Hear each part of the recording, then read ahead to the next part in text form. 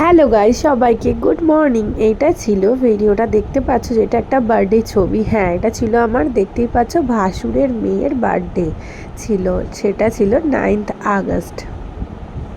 তো চলো, আমরা পৌঁছে গেছিলাম 9th আগস্ট ভাসুরের বাড়িতে। আর গিয়ে তো খুব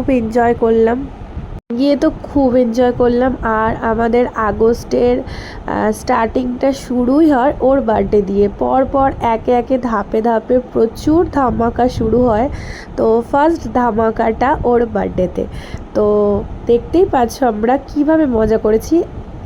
প্রত্যেক বছর এই মজাটা করি। তো এখানে দুষ্টুমি চলছিল। আর আমার মেয়ে তো প্রত্যেক বছর ওকে কেক কাটার আগে সে নিয়ে ছুরি টানাটানি করে, দেখতেই পাচ্ছে। এই একটা ফ্রেম বন্দি আছে।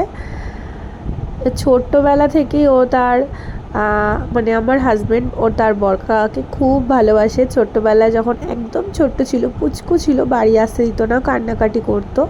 তো যাই হোক, কোথাও যেন সম্পর্কটা অটুট রয়ে গেছে, যাবে। তো চলো, এই যে দুই বোনে বসে এখন কেক কাটিং চলছে। দিদির বার্থডে তো কী হয়েছে, তাকে আগে প্যাসেজ দিতে হবে, এই একটা ব্যাপার। তো দেখতে পাচ্ছ আমাদের এনজয়টা কিভাবে হচ্ছে, চূড়ান্ত পরিমাণে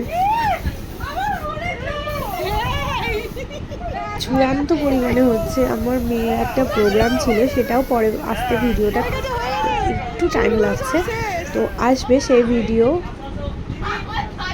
দেখো, দিদি ভাইয়ের মাথায় এগুলো পড়েছে বলে সব কিছু যত্ন চলছে। খুব সুন্দর কেটেছিল, দেখতে পাচ্ছ। ফ্রেম বন্দি হয়ে থাক, এই ভালোবাসা আছে, থাকবেও। তো চলো, এবার খাওয়া দাওয়া হচ্ছে। অলরেডি 10:30 বেজে গেছে সব খাওয়া দাওয়া করতে, কেন আমাদের আবার বাড়ি আসতে হবে। তো খাওয়া দাওয়া করে নিয়েছি। না, আমরা খাওয়া দাওয়া করিনি, সরি, খাওয়া দাওয়া করবো, ব্যাচ বসছে এখন। তার কাকার প্রচুর বড় দায়িত্ব। তো চলো, পরিবেশন করছে। আমার তো খুবই ভয় লাগছে। তো যাই হোক, টাটা, বাই বাই।